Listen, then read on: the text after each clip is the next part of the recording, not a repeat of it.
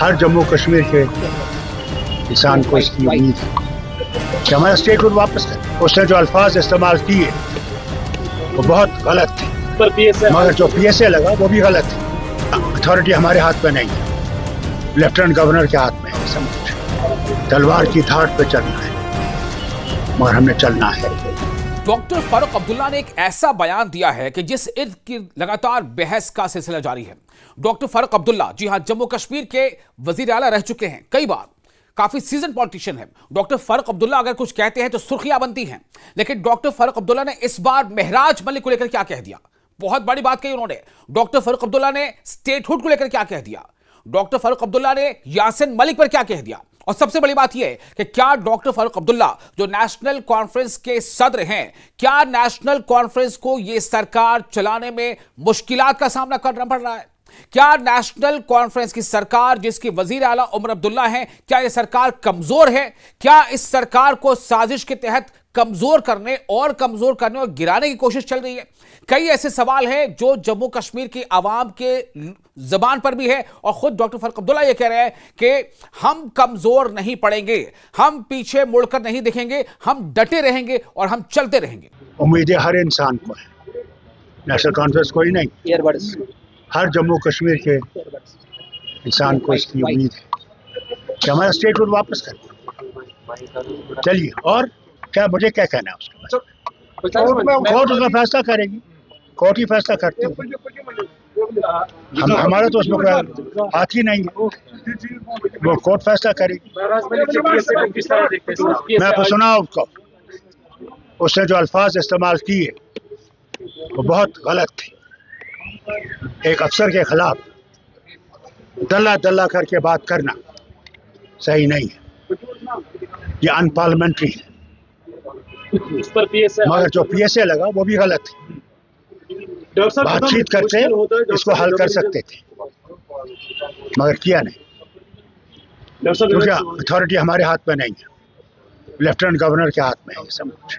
Doctor साहब, कितना मुश्किल होता है कि डबल जो सरकार है इसमें काम कर रहा है, कितना मुश्किल होता है? तलवार की धार पे चलना है, मगर हमने चलना है, हमने पीछे नहीं हटना। दोस्तों, आपका इस्तकबाल है, आप देख रहे हैं न्यूज़ 18 का सोशल मीडिया प्लेटफॉर्म। मैं हूं आपका मेजबान Vishal Azam. Doctor Farooq Abdullah national conference के सदर हैं। डॉक्टर फारूक अब्दुल्ला से यह पूछा गया कि स्टेटहुड के मामले पर सुप्रीम कोर्ट में फिर से सुनवाई होने वाली है, आप इस पर क्या कहना चाहते हैं? उन्होंने सीधे तौर पर कह दिया कि यह अदालत को तय करना है। उन्होंने कहा कि यह जम्मू कश्मीर की आवाम का हक है, यह जम्मू कश्मीर की जनता का जो है वो उनका मुतालबा है, उनकी देरीना मांग है। और सबसे बड़ी बात यह कि यह कोई ऐसी चीज नहीं है कि जो हमें आप दोगे नए तौर पर, बल्कि यह चीज हमारी थी, आपने ले लिया, हमें दे दो।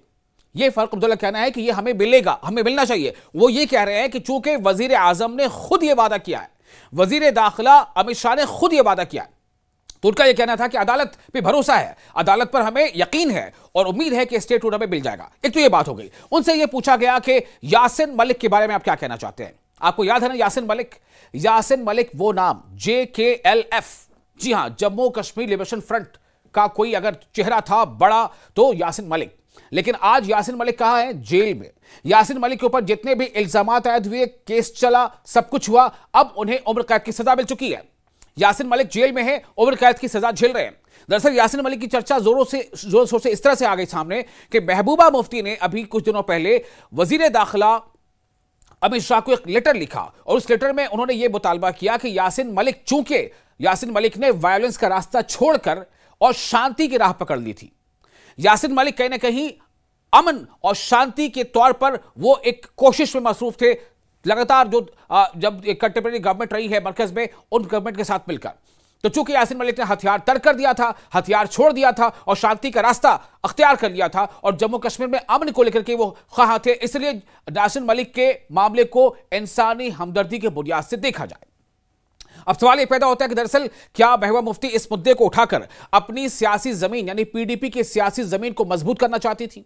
क्या उनकी इस बयान में वाकई सच्चाई थी? क्या उनके इस काविश में और लेटर लिखने में वाकई इंसानी हमदर्दी का जज्बा उमड़ कर सामने आ गया था? चूंकि सवाल तो लोग ये उठा रहे थे कि यही महबूबा मुफ्ती साहिबा हैं जिनकी बहन रुबैया सईद को उस समय यानी JKLF के लोगों ने किडनैप कर लिया था और खुद उन्होंने इस बात की निशानदेही की थी, इस बात को कबूला था रुबिया सईद ने कि हां उनके किडनैपर्स में से यासिन मलिक का भी नाम शामिल था। लेकिन वक्त बदलता है, हालात बदलते, हो सकता है कि महबूबा मुफ्ती को का जो की सोच है वो बदल गई हो सकता है कि इंसानी बुनियाद पर उनकी सोच ये हुई हो कि अब तो वो बंदा चाहता है कहीं ना कहीं, उसने चूंकि हथियार तर्क कर दिया था, हालांकि तो वो जेल में है, लेकिन सवाल ये पैदा होता है कि जब कोई सियासी लीडर कुछ कदम उठाता है तो उससे लोग सियासत की नजर से जरूर देखते हैं। और इसीलिए कई लोगों ने कहा कि इस मामले पर, जो मामला कोर्ट के अधीन है, उस पर सियासत नहीं करना चाहिए। उमर अब्दुल्ला ने इस पर बयान दिया था कि यासीन मलिक ने वायलेंस का रास्ता छोड़ दिया था और हमें भी इस मामले पर सियासत छोड़ देनी चाहिए। यानी कहीं ना कहीं उमर अब्दुल्ला ने सीधे तौर पर यह कह दिया कि महबूबा मुफ्ती क्या कर रही हैं, यासीन मलिक के नाम पर सियासत कर रही हैं। बहरहाल, लेकिन हां, जो नेशनल कॉन्फ्रेंस के तनवीर सादिक है, जो तर्जुमान है, चीफ तर्जुमान, उनका यह कहना था कि इस मुद्दे पर हम महबूबा मुफ्ती की हिमायत में खड़े हैं। यानी महबूबा मुफ्ती अगर चाहती हैं कि यासीन मलिक के मामले को इंसानी नजरिए की बुनियाद पर देखा जाना चाहिए, तो हम भी इस मांग में खड़े हैं। अब आइए आगे, महराज मलिक। जी हां, यासीन मलिक के बाद जो एक नाम जो सबसे ज्यादा चर्चा में अभी है वो है महराज मलिक। चूंकि महराज मलिक आम आदमी पार्टी के पूरे जम्मू कश्मीर में इकलौते चुने हुए MLA हैं, यानी जिनको लोगों ने चुना, MLA बनाया। लेकिन महराज मलिक कहां है? फिलहाल जेल में। महराज मलिक पर जेल में क्यों है? चूंकि उनके ऊपर कमोबेश 17-18 उनके खिलाफ चार्जेस है, उनके खिलाफ 17-18 मामले दर्ज है। लेकिन जो सबसे बड़ी बात यह है कि महराज मलिक की बुकिंग जो हुई है वो PSA के तहत हुई है, पब्लिक सेफ्टी एक्ट, यानी एक ऐसा एक्ट जिसके तहत यह समझा जाता है कि जो पब्लिक रन जो ऑर्डर है, जो माशरा चल रहा है, उसमें कोई बहुत बड़ा खतरा कोई बन जाए तो उसके लिए यह पब्लिक सेफ्टी एक्ट के तहत कार्रवाई की जाती है। अब लोग सवाल उठा रहे हैं कि आखिर महराज मलिक तो चुना हुआ नुमाइंदा है, उसे तो लोगों ने चुना है, उसे लोगों ने चुन करके उसे असेंबली का रुकन बनाया, असेंबली में भेजा ताकि वो डोडा ईस्ट के लोगों की मसाइल को असेंबली में रखे, तो वो कैसे पब्लिक के लिए खतरा हो सकता है? उसके ऊपर PSA क्यों लगाया गया? यह सवाल कई लोगों ने उठाया, खुद चीफ मिनिस्टर उमर अब्दुल्ला ने भी उठाया, यह सवाल PDP ने भी उठाया, यह सवाल फारूक अब्दुल्ला ने भी उठाया, यह सवाल जो CPIM है उसने भी उठाया। तो फारूक अब्दुल्ला ने क्या कहा? उनसे जब ये पूछा गया, फारूक अब्दुल्ला दरअसल उनसे कई सवाल पूछे गए थे जो बर्निंग इश्यूज है जम्मू कश्मीर के, तो फारूक अब्दुल्ला का कहना था कि महराज मलिक ने दरअसल जो जबान इस्तेमाल की है वो कतई बर्दाश्त के लायक नहीं है। उन्होंने बहुत गलत बिहेवियर, यानी अपने गलत जबान का इस्तेमाल किया, जो एक अफसर के साथ किया, इसे बर्दाश्त नहीं किया जा सकता। लेकिन उनका कहना था कि PSA क्यों लगाया?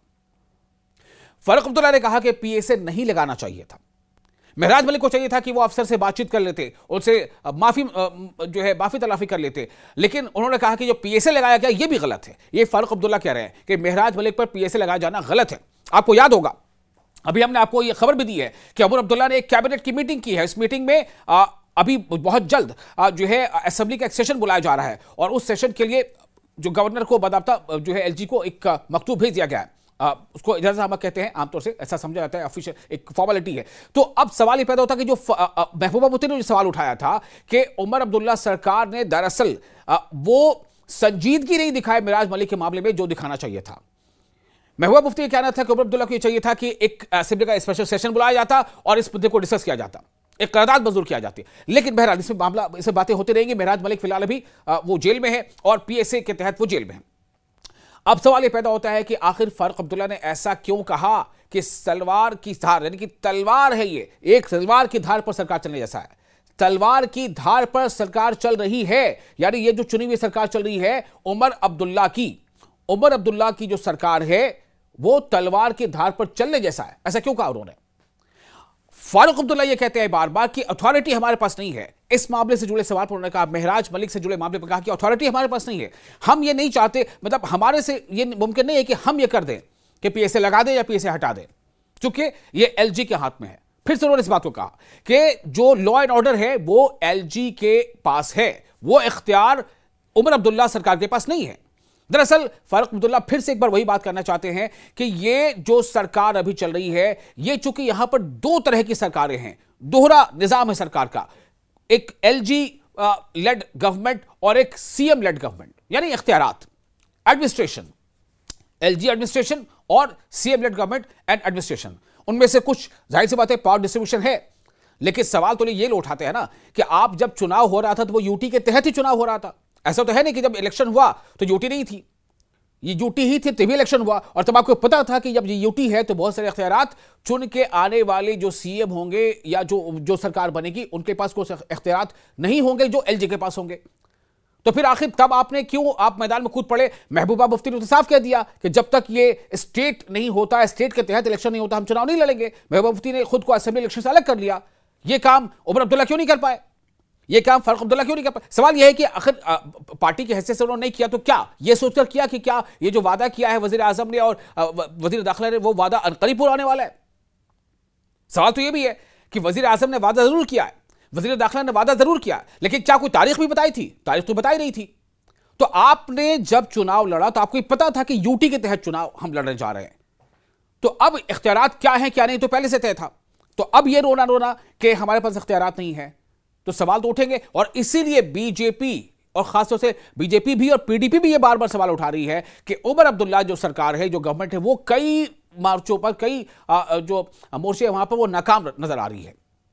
ठीक है, जो इख्तियार तो आपके पास नहीं है, लेकिन जो है वहां, तो विपक्ष का यह कहना है कि आप उन जगहों पर भी नाकाम साबित हो रहे हैं। अब इसे कितनी सच्चाई है ये तो अवाम को ही समझना, चूंकि अवाम ने मैंडेट दिया है। तो अगर फारूक अब्दुल्ला ये कहते हैं, फारूक अब्दुल्ला अगर ये कह रहे हैं कि तलवार की धार पर सरकार चलाने जैसा है, तो क्या फारूक अब्दुल्ला ये कहना चाह रहे हैं कि कहीं ना कहीं हालात ऐसे बनाए जा रहे हैं, एक साजिश की जा रही है सरकार को गिराने की?